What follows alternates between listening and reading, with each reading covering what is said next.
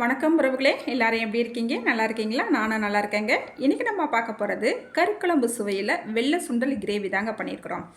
இந்த வெள்ளை சுண்டல் கிரேவியை இட்லி, தோசை, சாதம், சப்பாத்தி, இடியாப்பம், பூரி இப்படி எல்லாத்தோடையும் சாப்பிட்லாங்க. அவ்வளோ டேஸ்ட்டாக இருக்குங்க. இந்த வெள்ளை சுண்டல் கிரேவி செய்கிறது ரொம்ப ரொம்ப ஈஸிங்க. ஒரு முறை நீங்கள் செஞ்சு சாப்பிட்டு டேஸ்ட்டு பார்த்துட்டிங்கன்னா திரும்ப திரும்ப செய்வீங்க. அந்தளவுக்கு இந்த டேஸ்ட்டு உங்கள் எல்லாருக்குமே பிடிக்குங்க. சரி வாங்க, சுவையான இந்த வெள்ளை சுண்டல் கிரேவி எப்படி செய்யலான்னு சட்டுன்னு பார்த்துடலாம். இப்போ இந்த கிரேவி செய்கிறதுக்கு ஃபஸ்ட்டு நம்ம மசாலா வறுத்துக்கலாங்க. இப்போ ஒரு கடாய் அடுப்பில் வச்சுக்கிட்டு 1.5 ஸ்பூனுக்கு எண்ணெய் சேர்த்துக்கலாம்.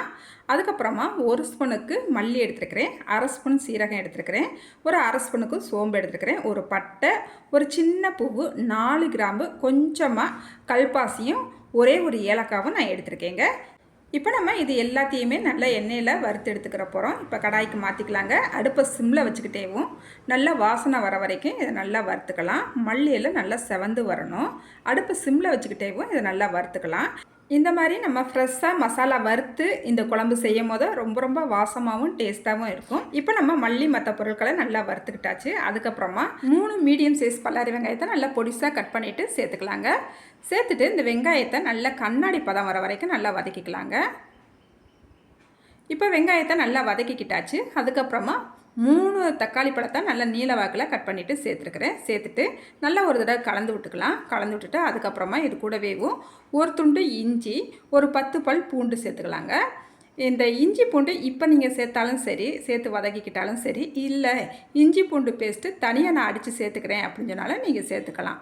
நான் இன்றைக்கி இஞ்சி பூண்டு பேஸ்ட்டுக்கு நான் இப்போயேவும் இதோட சேர்த்தே வதக்கிக்கிறேன். இப்போ காரத்துக்கு ஒரு 3 வத்தல் சேர்த்துருக்குறேன். அதுக்கப்புறமா காஷ்மீரின் வத்தல் ஒரு 5 வத்தல் சேர்த்துருக்குறேன். இந்த காரம் எனக்கு போதுமானதாக இருக்கும். நீங்கள் நல்ல காரம் சாப்பிட்றவங்களா இருந்தால் இன்னும் 2 வத்தல் கூட சேர்த்துக்குங்க. இப்போ நம்ம இது எல்லாத்தையுமே சேர்த்தா பிறகு நல்ல எண்ணெயிலேயே இது எல்லாத்தையுமே நல்லா வதக்கிக்கலாங்க. அதுக்கப்புறமா இது கூடவேவும் ஒரு 1/4 ஸ்பூனுக்கு கசகசா சேர்த்துக்கலாங்க. அதுக்கப்புறமா ஒரு கைப்பிடி அளவு முந்திரி குருணை சேர்த்துக்கலாங்க. உங்கள்கிட்ட முந்திரி குருணை இல்லைன்னா முழு முந்திரி பருப்பாக ஒரு 5-6 முந்திரி பருப்பு சேர்த்துக்குங்க. இது எல்லாத்தையும் சேர்த்துட்டு மறுபடியும் நல்லா வதக்கிக்கலாம். இப்போ நம்ம சேர்த்த எல்லா பொருட்களையும் நல்லா வதக்கி எடுத்துக்கிட்டாச்சு. இப்போ அடுப்பை ஆஃப் பண்ணிக்கலாங்க. இதை நல்லா ஆற விட்டுட்டு ஒரு மிக்சி ஜாருக்கு மாற்றிட்டு கொஞ்சமாக தண்ணி ஊற்றி இதை நல்லா வலுவலுன்னு ஒரு பேஸ்ட்டாக அடித்து எடுத்துக்கலாங்க. இப்போ மறுபடியும் ஒரு கடாய் அடுப்பில் வச்சுக்கலாம். இதில் ஒரு 3 ஸ்பூனுக்கு நான் இன்றைக்கி கடலெண்ணெய் சேர்த்துருக்குறேன். அதுக்கப்புறமா எண்ணெய் நல்லா சூடான உடனே ஒரு 1/4 ஸ்பூனுக்கு பெருஞ்சீரகம் சேர்த்துட்டு நம்ம அடித்து வச்சுருக்கிற மசாலாவை சேர்த்துக்கலாங்க. சேர்த்துட்டு தண்ணி எதுவும் சேர்க்க வேண்டாம். ஒரு 2-3 நிமிஷத்துக்கு நல்ல எண்ணெயிலேயே நல்லா கலந்து விட்டுக்கலாங்க. அதுக்கப்புறமா இதில் ஒரு 200 ml தண்ணி சேர்த்துக்கலாங்க. தண்ணி சேர்த்துட்டு நல்லா கலந்து விட்டுக்கலாம். அதுக்கப்புறமா இந்த கிரேவிக்கு தேவையான அளவு உப்பு சேர்த்துக்கலாம். நம்ம வெள்ளை சுண்டல் தனியாக வேக வச்சு உப்பு போட்டு வேக வச்சுக்க போகிறோம். அதனால் இந்த கிரேவிக்கு தேவையான அளவு மட்டும் உப்பு சேர்த்துக்கலாம். இப்போ நம்ம உப்பு சேர்த்தா பிறகு நல்லா இந்த கிரேவி கொதி வர ஆரம்பிச்சிருச்சு. இதை மூடி வச்சு ஒரு 5-6 நிமிஷத்துக்கு நல்லா கொதிக்க விட்டுடலாம். அதுக்கப்புறமா நம்ம பார்க்கலாம். இப்போ பாருங்கள், வெள்ளை சுண்டலை ஒரு 8 மணி நேரம் நல்லா ஊற வச்சு குக்கருக்கு மாற்றிட்டு தேவையான அளவு தண்ணி உப்பு சேர்த்துட்டு ஒரு 4 விசில் விட்டு நல்லா வெள்ளை சுண்டலை வேக வச்சு எடுத்துருக்கிறேன். இப்போ நம்ம கிரேவியை பார்த்துடலாம். கிரேவியை ஒரு 6 நிமிஷம் நல்லா மூடி வச்சு வேக விட்டோம். மசாலாவோட பச்சை வாசனை போய் நல்லா வெந்து வந்துருக்குது. இப்போ நம்ம வேக வச்சுருக்கிற சுண்டலை சேர்த்துக்கலாங்க. சேர்த்துட்டு நல்லா கலந்து விட்டுக்கலாம். நல்லா கொதி வர ஆரம்பிக்கிட்டுங்க. உப்பு காரம்லாம் கரெக்டாக இருக்கான்னு ஒரு தடவை செக் பண்ணிக்கோங்க. இப்போ மறுபடியும் மூடி வச்சு ஒரு 5 நிமிஷத்துக்கு அப்படியே விட்டுறலாம். 5 நிமிஷத்துக்கு அப்புறமா நம்ம ஓப்பன் பண்ணி பார்க்கலாங்க. பாருங்கள், நல்ல கமன்னு நம்மளுக்கு சூப்பராக ரெடி ஆயிடுச்சுங்க.